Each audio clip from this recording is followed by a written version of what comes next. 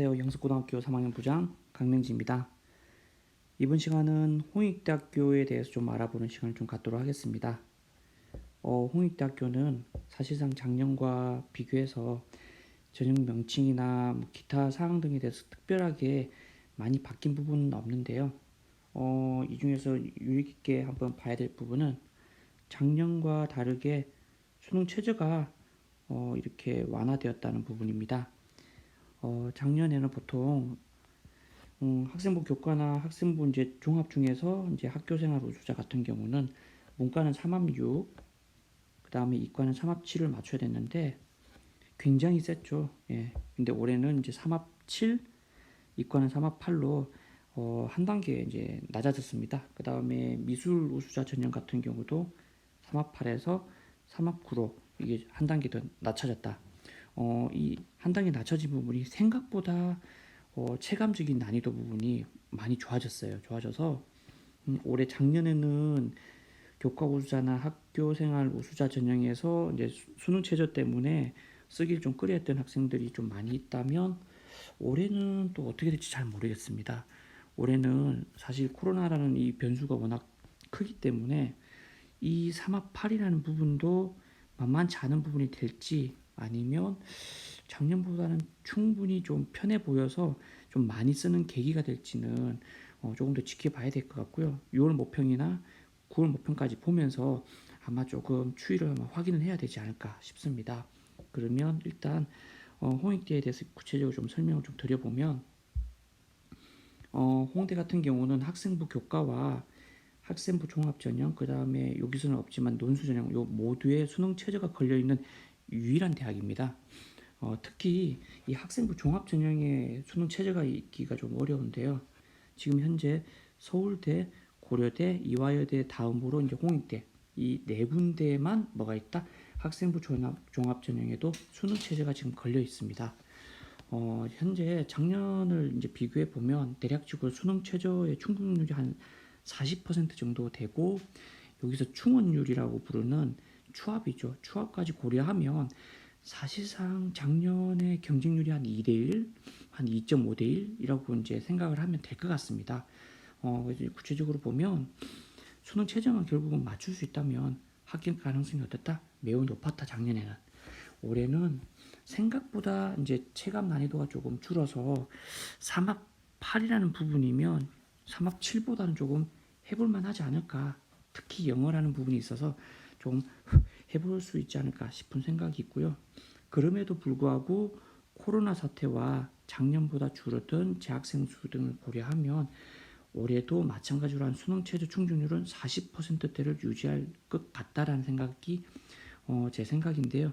이 부분은 사실 6월 모평, 9월 모평을 보면서 조금 확인을 해볼 필요가 있어요. 특히 또 영어 부분이 변수라서 영어가 좀 쉬우면 최저 맞추기가 좀 쉽고 영어가 좀 어려우면 최저 맞추기가 어려운 부분이 있죠. 이건 절대평가니까 이걸 고려해야 되지 않을까 싶은 생각이 좀 있습니다.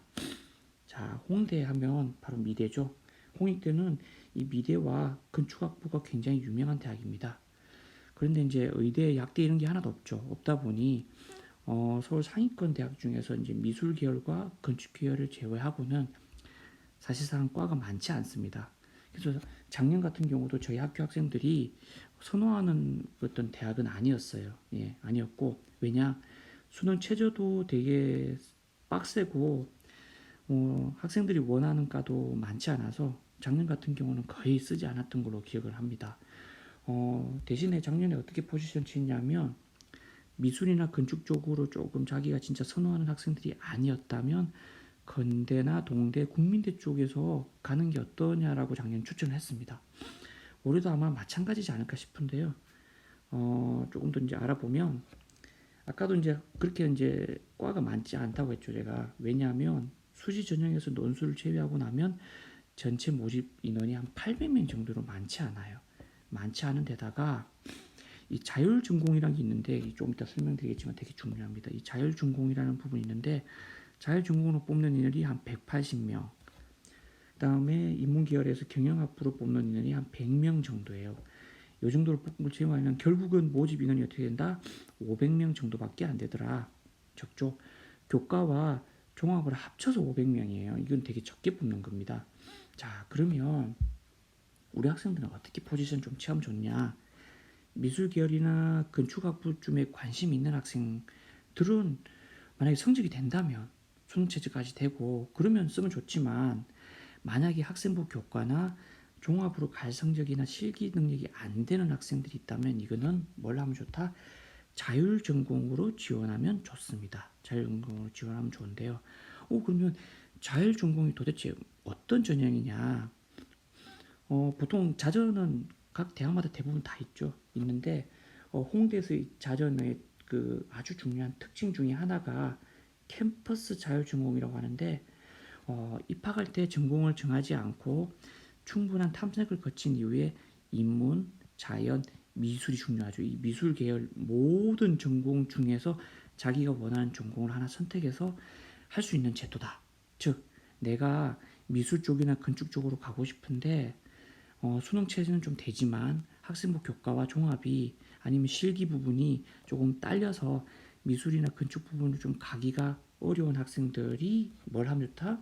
이 캠퍼스 자율전공이라는 이 부분을 이용해서 지원을 하면 좀 나중에 추후에 내가 원하는 미술이나 건축 분야 쪽으로 갈 수 있다라고 이해하시면 될 것 같고요. 그러다 보니 자율전공으로 뽑는 인원 자체가 되게 많죠. 180명 정말 많은 겁니다. 예, 많고요. 전체 인원이 800명인데 180명이잖아요. 4분의 1을 자율전공으로 뽑고 두 번째, 이 자율전공 자체의 내신 등급이나 이런 부분도 생각보다 되게 높은 편입니다. 자, 그러면 조금 더 자세하게 또 알아보면 자율전공은 인문, 자연 계열분 다 있는데요. 일단 교과 우수상 전형 같은 경우는 한 2등급대 초반 정도 추합까지 해보면 가능한 점수대가 될 것 같고요. 두 번째, 학교생활 우수자 전형, 우리가 말하는 학생부 종합 전형이죠. 요거는 2등급 때 한 중후반까지 추가 합격 가능성이 있다라고 이해하시면 될 것 같습니다. 홍대는 미술 우수자 전형이 있는데 이거는 저희 학교에 사실 맞지 않은 전형이라서 따로 설명을 드리지는 않도록 하겠습니다. 대신에 이 미술 우수자 전형 같은 경우는 요 미술 활동 보고서를 입력하는 부분이 있는데요. 이거 모집 요강을 아마 참고하면 충분히 아마 학생들이 다 이해를 할 수 있을 것 같습니다. 이걸로 이제 이렇게 마치도록 하고요. 홍대 두 가지 전형이 교과 우수자 전형과 학교생활 우수자 전형 두 가지를 간단하게 소개하고 홍대는 마치는 걸로 하겠습니다.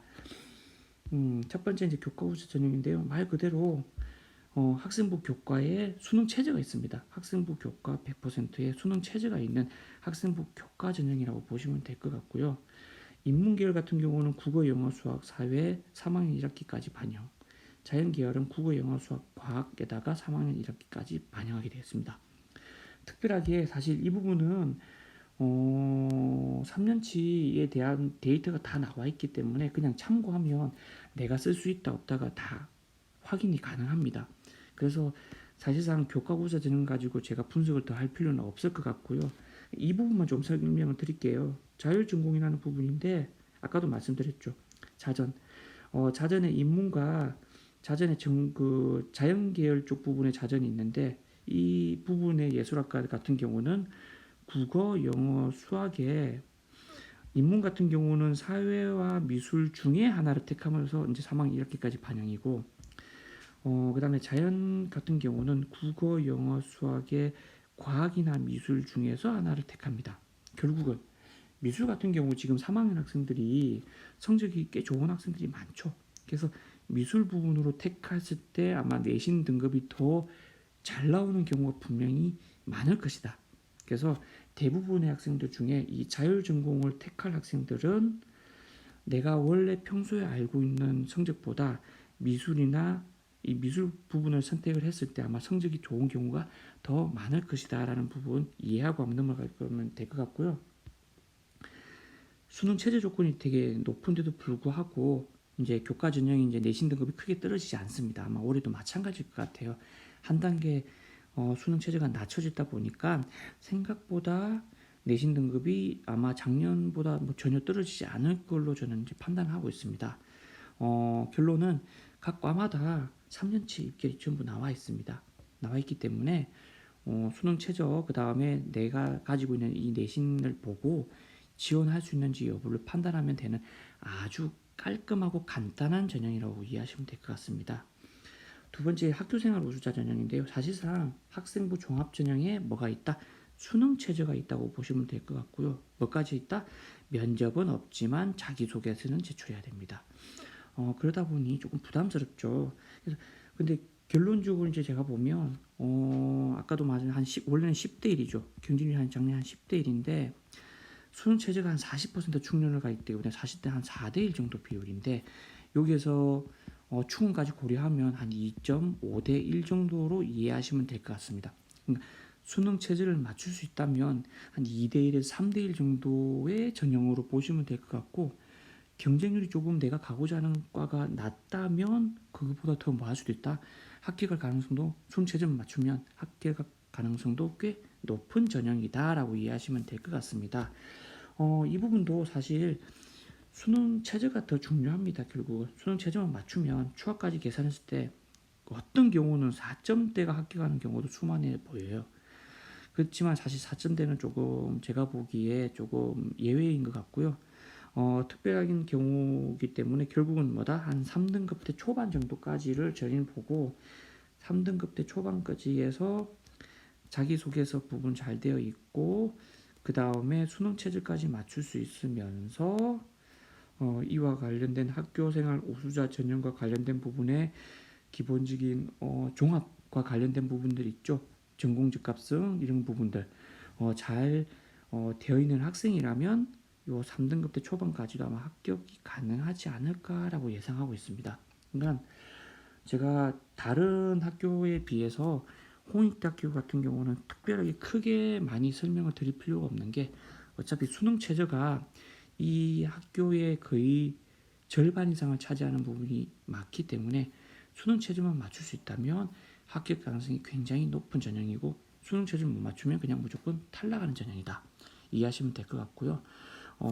학교생활 우수자 전형 같은 학생부 종합 전형 같은 경우도 마찬가지로 수능 체제 부분이 훨씬 더 중요한 부분이고 거기에다가 성적 우리가 가지고 있는 기본적인 내신 성적에 대한 반영 비율도 생각보다 되게 높은 전형이다라고 이해하시면 될 것 같습니다.